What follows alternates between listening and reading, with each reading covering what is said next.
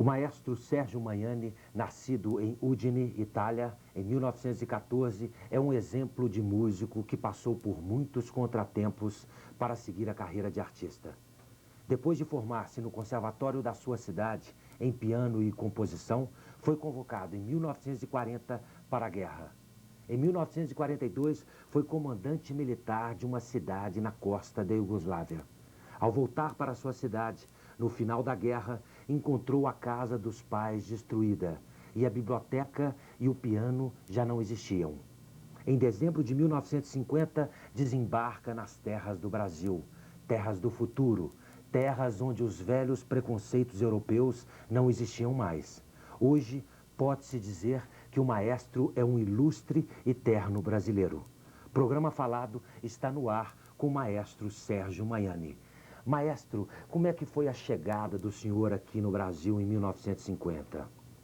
Foi bem acolhida a sua chegada? Sim, claro. Eu cheguei com um espírito de exploração, de curiosidade. Havia amigos que residiam aqui em Belo Horizonte, inclusive tocando na orquestra Stefanato, que hoje é o primeiro violino da orquestra de Roma, etc., que passaram por aqui. Por aqui passou gente ilustre que, infelizmente, a cidade não soube segurar. Quem, por exemplo? Stefanato, O Stefanato. Baricaleon, grande violoncellista italiano, etc. Jean-Louis Leroux, grandissimo oboísta, e assim por diante. Bom, eu vim com... me diziam, é uma terra muito interessante, a terra do futuro, vem cá ver, vim, dei uma última espiada e vou ficar. Pensei que talvez na Itália, gente como eu, houvesse em número maior e aqui eu pudesse ser mais útil do que lá. Agora, o senhor estava fugindo também dos fantasmas da guerra? Estava fugindo um pouco dos fantasmas da guerra. Os fantasmas da guerra não me assustaram. A guerra é uma experiência lírica muito interessante por vários aspectos. Estava fugindo mais dos fantasmas do após-guerra, da incerteza política e, não me entendam mal, naturalmente, daquela opressão eclesiástica que o Vaticano exercia sobre a Itália recém-saída da guerra. Eu que estava na rádio italiana, que sentia isto na pele, me sentia mal com isso. E quando o senhor diz que essa opressão, havia uma opressão, né, da igreja, o senhor é um ateu? Não. Eu não sou um ateu, eu sou um teísta. Não sou absolutamente nem ateu nem agnóstico, mas faço uma diferença muito grande entre a religião e as estruturas históricas. E aqui, voltando à guerra, há algum fantasma, pelo menos, que o segue, que o persegue por toda a vida? Não, muito pelo contrário, acho que a guerra é uma experiência lírica da qual muitas vezes eu tenho saudade. Foi o único período da minha vida em que eu vi os homens como eles são, sem hipocrisia. Carta de deputado não adianta com uma metralhadora que é igual para todo mundo. Quem é corajoso, quem é covarde e não pode disfarçar. O senhor falou que a guerra ela é boa em certos aspectos, né? E está me lembrando o Marinetti, o artista italiano do princípio do século, que defende a estética da guerra. Por que o senhor defende a guerra? Quais os pontos positivos? Não defendo a guerra, porque acho que a guerra em si é uma coisa monstruosa. Mas defendo um fato, um elemento lírico que deveria servir de exemplo para a paz, não para a guerra. Vem à tona, na guerra, o que há de melhor na criatura humana. A fraternidade, a colaboração, o espírito de coesão. Eu vi 3 anos atrás, a última vez que estive lá na minha cidade, um programa na televisão italiana muito bonito. 50 judeus iugoslavos que vieram à televisão italiana agradecer o apoio que tinham tido na Itália durante a guerra, mas não agradeciam assim em geral. Agradeciam a senhora fulana de tal, que me escondeu no funil da sua casa, o senhor fulano de tal, que me escondeu lá e de noite me trazia a comida e assim por diante. Quer dizer, foi muito bonito isso, esse sentimento de fraternidade humana que a paz destrói por muitos aspectos pela competição. Pela competição. Então, na verdade, tirando o espírito de coesão de um povo, não há nada a aplaudir uma guerra? Não, não, não. Muito pelo contrário. Os homens deveriam se entender e deveriam se entender principalmente através da cultura, através da arte, através do recíproco respeito pela tradição de cada povo. Então, o senhor está tranquilo hoje, esteve tranquilo também, o senhor passou pela guerra como um visitante, podemos dizer Num assim? certo sentido, sim. Continuo sendo visitante na Universidade de Minas Gerais. O senhor é um visitante também do mundo, já que o senhor não vive na terra que o senhor nasceu. Exato, exato. E acho che un mondo dove migra il cantor trova una patria e sola gloria è l'arte. Sono palavras di una linda opera di Boito, O Nero, è Nero che diz isto. É. Onde o cantor se estabelece, lá é a sua pátria. O senhor está falando que no latim tem o cantor, a coisa do Deus, né? O cantor é uma espécie de mensageiro de Deus. A ópera defende um pouco essa ideia. Deveria ser um pouco um mensageiro justamente da paz, da fraternidade e do entendimento humano. Maestro, para a gente finalizar esse bloco, eu queria. O senhor falou das lembranças, de algumas lembranças. Qual a principal lembrança que o senhor tem da chegada no Brasil? O que o marcou? Me marcou no Brasil esse espírito novo, essa mocidade, digamos. Eu acho que é a palavra mais compreensiva, essa mocidade do Brasil. Esse desejo de construir alguma coisa jogando para trás todos os vícios da nossa civilização. Não sei se isto foi alcançado. Por muitos aspectos, eu acho que muitas coisas ainda funcionam mal. Mas o espírito é esse, o espírito de renovar alguma coisa. Quais as pessoas que o senhor lembra que deram muito apoio para o senhor aqui em Minas? Primeiro o senhor foi para a Bahia, não é isso? Não, eu fui depois para a Bahia, de 64 a 68. Ah, seu primeiro chegou primeiro em Belo cheguei Horizonte. em Belo Horizonte. Cheguei em Belo Horizonte, onde eu fiz escola, num certo sentido, porque tive alunos muito interessantes, muito importantes, incluindo entre eles a professora Berenice Menegali, o maestro Carlos Alberto Pinto Fonseca e outras pessoas desse nível.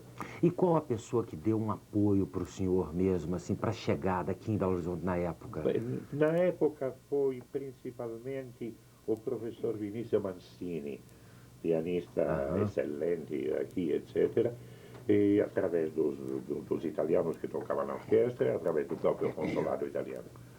No próximo bloco, o maestro Sérgio Magnani fala sobre a sua formação musical e os músicos que o influenciaram. Daqui a pouco.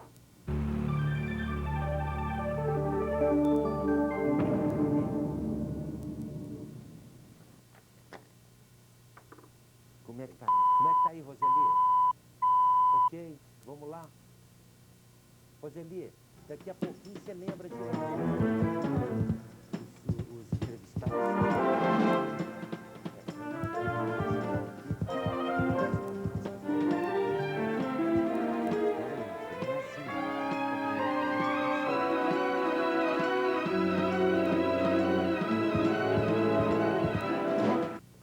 Programa Falado entrevista hoje o maestro Sérgio Magnani.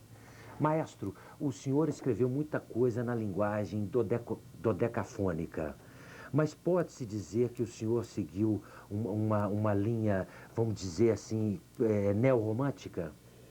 Neorromântica ou melhor ainda, neobarroca. Neobarroca. Eu fui discípulo depois dos meus estudos iniciais e da minha formação e formatura no conservatório da minha cidade. Eu fui discípulo de Alfredo Casella em Roma, que foi uma das figuras mais importantes do renovo da música italiana nesse século.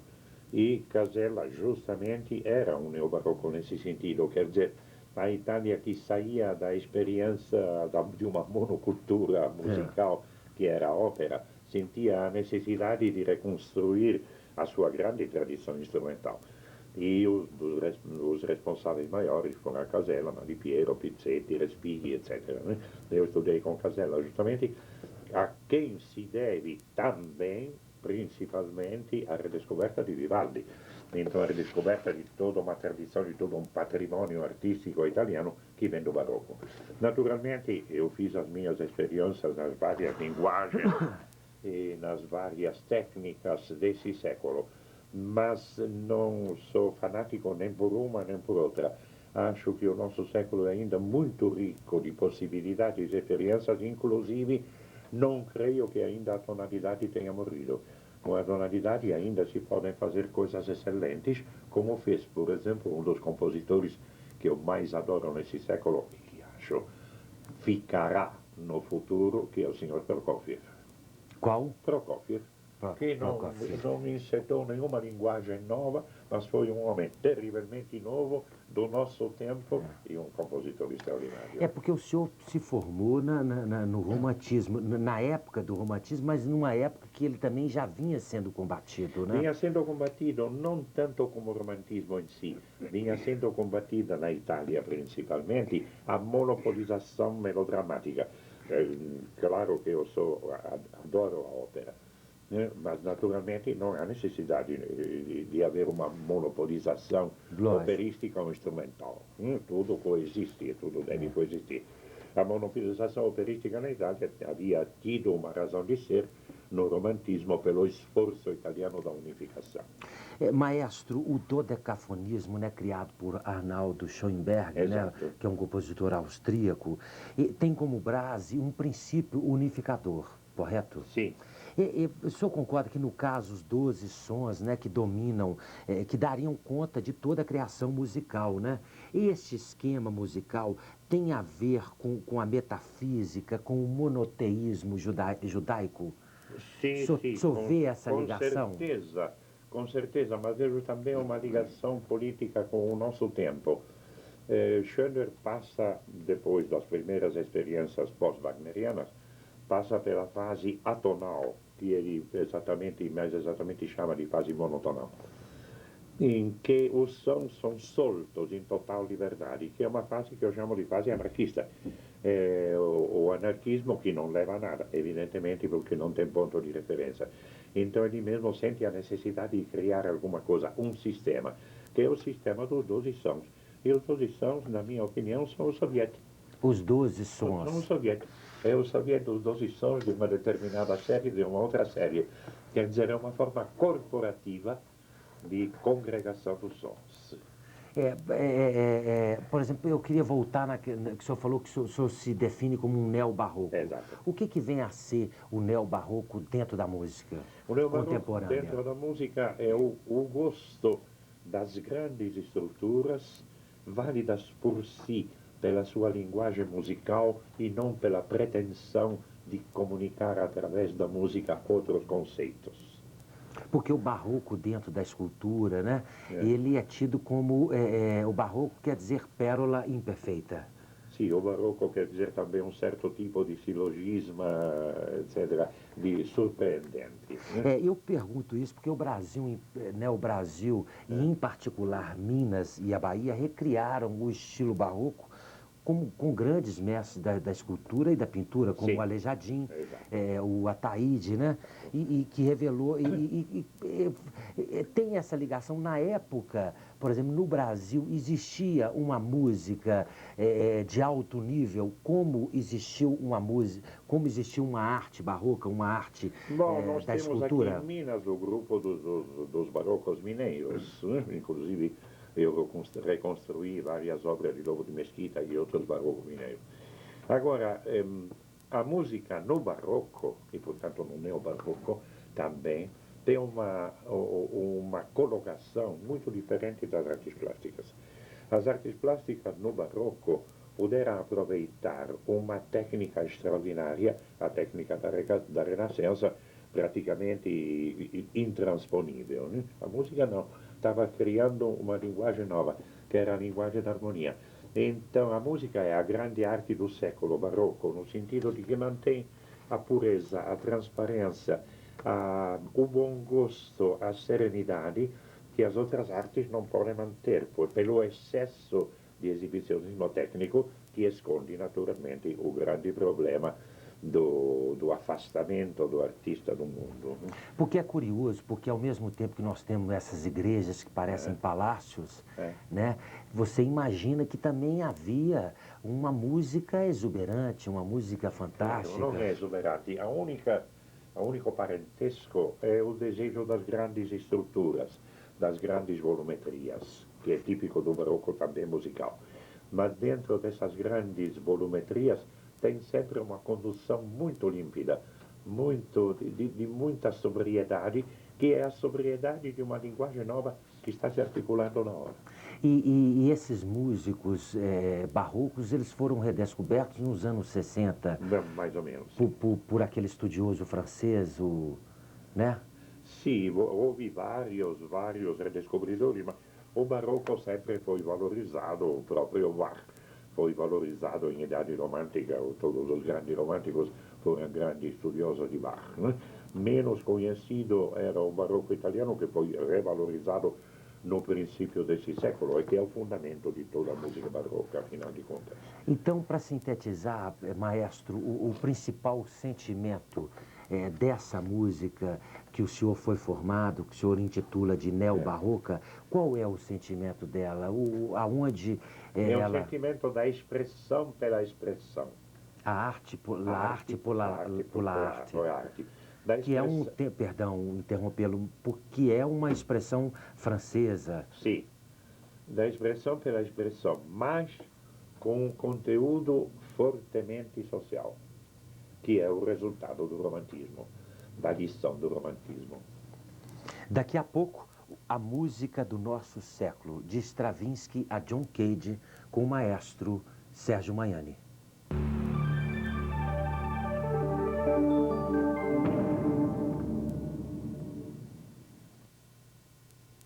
Vamos continuar lá. O nome do pesquisador francês, que é um que teve em Ouro Preto nos anos 60 e recuperou muitas músicas. Esqueci o nome dele.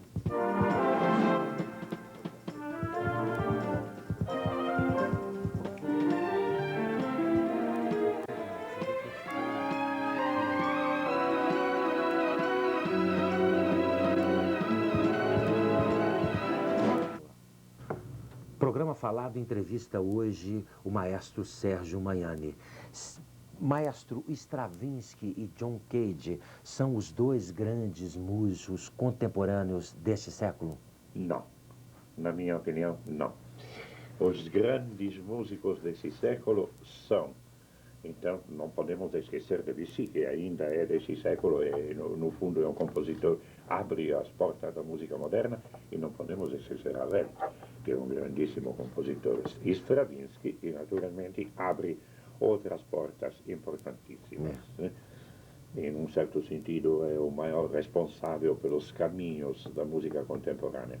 Depois da geração de Stravinsky, Ravel, Prokofiev, etc., houve um período que ainda não terminou, a meu ver, de experimentalismo linguístico, coisa que não me assusta, evidentemente, porque não é a primeira vez que isto acontece na história da música.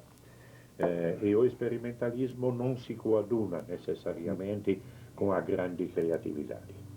A grande criatividade é o resultado do pós-experimentalismo. Como aconteceu no barroco musical, o século XVII, que é o século, deveria ser o século barroco, e o é no domínio da literatura, da filosofia, das artes plásticas, na música foi um século de tremendas chaturas, que derivavam justamente da organização dessa nova linguagem, que explode, porque a verdade é que o barroco explode na música em 1705, 1713, com a edição das primeiras obras de Corelli, de Geminiani, de Veracini, dos primeiros grandes barrocos. E a grande geração barroca de Bach, de Handel e de Scarlatti é a geração que nasce por volta de 1680, no fim do século XVII. Então a mesma coisa creio que aconteça no nosso século. Experimentalismo importantíssimo, de grande valor pelo que poderá dar depois. Mas como no início do barroco, o gosto do material se tornou o gosto do material pelo material, e não do material como veículo de uma comunicação. É uma coisa que se repete através da história da música. Então eu acho que no próximo século teremos finalmente o Guillaume de Machaut, que resolve os problemas da arte antiga parisiense, que dá a todas essas experiências o cunho da grande criatividade. É por isso que eu não considero John Cage um grande criador. Ele foi um grande experimentalista Foi um grande nesse sentido, experimentalista. abrindo novos horizontes. Exato, porém aí também tem um certo gosto do Ibope nas coisas, porque, por exemplo, o experimentalismo percussivo de John Cage, se fala muito nisso a respeito dele, foi precedido pelo experimentalismo percussivo de Milhaud. E a gente se esquece da importância de Milhaud dentro dos panoramas da música do nosso século. Maestro, voltando ao John Cage, em 1937, ele já dizia o seguinte, que enquanto no passado o ponto de discórdia estava entre a dissonância e a consonância, no futuro próximo ele estará próximo entre o ruído e os assim chamados sons musicais. É isso mesmo? É isso mesmo que ele disse, com afirmação com a qual eu não concordo, porque acho que consonância e dissonância sempre existirão em parâmetros diferentes. O que pode ter sido dissonância para uma época não é mais para o nosso ouvido, inclusive é um conceito muito relativo esse de consonância e dissonância. Mas existe sempre o choque e o não choque, existe sempre a tensão e o relaxamento da tensão. Eu acho que todas essas linguagens experimentais que procuram, num certo sentido absoluto, não são feitas para nós, que não somos anjos, mas homens. E como homens temos ponto de referência, temos a necessidade do conceito dos opostos. Nós vivemos por opostos e vivemos por cadência. Toda a nossa vida é uma grande cadência, até a cadência perfeita da morte. O contraponto, São formas de vitalização de uma comunicação. Eu acho que, fundamentalmente, que a arte deve ser estrutura expressiva de comunicação não descritiva, de comunicação emotiva. Maestro, quais seriam os principais músicos da geração pós-weberniana? Pós-weberniana? Bom, eu acho que ainda temos que ir na Polônia. Penderecki na Polônia, na Europa do Leste, Ligeti e outros dessa geração. São, sem dúvida, os mais importantes, os mais construtivos. E o maestro, o Boulez, o francês? Boulez também é muito importante, sem dúvida, embora hoje os franceses não o amem, porque ele domina a vida musical parisiense como um ditador. Mas é um grande experimentalista e um grande construtor, um grande músico. Seja claro que todos esses são grandes músicos. Não sei até que ponto são grandes artistas. Porque essa geração pós-weberniana, ela trabalhou muito com o oráculo, né? O livro clássico dos chineses, com o acaso, né?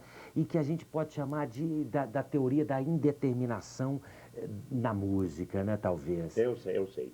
Mas eu acho que essa indeterminação, esse trabalho com o acaso, acaba sendo, num certo sentido, antissocial. Acho que nós temos uma responsabilidade muito grande, porque o acaso se transferiu para a vida moral, a indeterminação para a vida moral, para a vida social. Pode ter uma relação entre isto, a corrupção, o amoralismo político e assim por diante. Porque então eu quero o retorno, eu gostaria de ver, por coisa que não verei porque já estou no fim da vida, de ver um retorno da verdadeira comunicação através de estruturas bem identificadas e através de sentimentos de proporções bem humanas.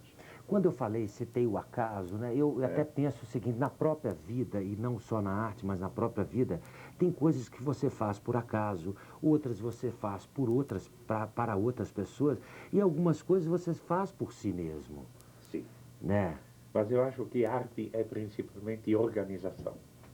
Organização de um pensamento transferido em termos de linguagem artística, seja musical, seja plástica. Porque essa definição lembra muito o que os pensadores e os poetas ingleses e a própria história da literatura diz, quando fala por exemplo, a poesia inglesa é um lance, é uma ideia, né, que dança entre o intelecto, né? Mas que o intelecto transforma em forma. Dá uma forma a tudo isto. Não é o informal não creio que seja comunicável. Quer dizer, eu acho que todos esses experimentalismos muito interessantes, enriquecedores do que será amanhã a grande criatividade do próximo século, afastaram um pouco o artista da massa. Os artistas se tornaram elitistas. Eu acho que Debussy, que eu amo terrivelmente, mas Fantástico, Debussy. fantástico, é um dos mais originais musicistas da história. Mas falou uma grande besteira um dia, quando soube que os seus 3 noturnos para orquestra haviam sido aplaudidos, escreveu a um amigo: o rei escreveu cochonnerie? Será que eu escrevi uma porcaria? Maestro, quando o senhor diz que os artistas se tornaram elitistas, não seria o mercado elitista e não o artista? Não, é o artista que se tranca numa torre de avorio e que diz, num certo sentido, cheguem até mim se forem capazes. É o artista que deve chegar até a massa. Mas esse artista é um prepotente também. Ele não está pensando quando ele pensa que porque ele deve abrir a história dele. Quando ele cria uma peça, uma obra, ele está tentando comunicar-se com o mundo. Tentando comunicar-se, mas tentando comunicar a sensação do mundo através dele. E no fundo o protagonista é justamente esse, o mundo, através de uma comunicação humana que toca 3 elementos: o sensorial, o sentimental e o intelectual. Onde há só o sensorial, só o intelectual ou só o sentimental, não há verdadeira arte. Então eu vejo um fenômeno muito curioso no nosso tempo. Se a gente ainda hoje quer encher uma sala de concertos, tem que tocar Beethoven. O senhor falou aí dos 3 pontos. Eu estou lembrando que os chineses dizem que a arte acontece quando a mão, o olho e o coração se encontram.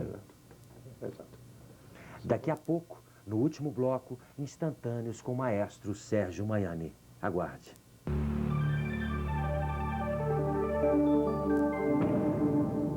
Ok? Eu sei, mas tem hora que tem que estourar o tempo. Acho que são o Haroldo, então o nosso Erza Pound. O Haroldo é o nosso. Esse é o melhor de todo o tempo.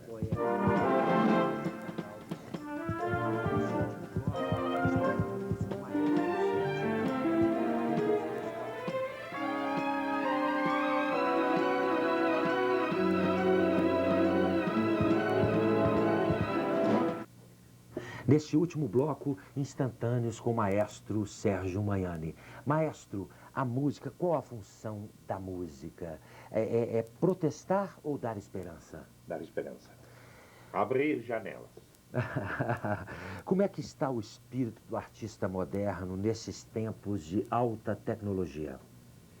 O artista moderno foi viciado pela tecnologia porque viu que o tecnocrata é o senhor do mundo contemporâneo e quis se tornar tecnocrata.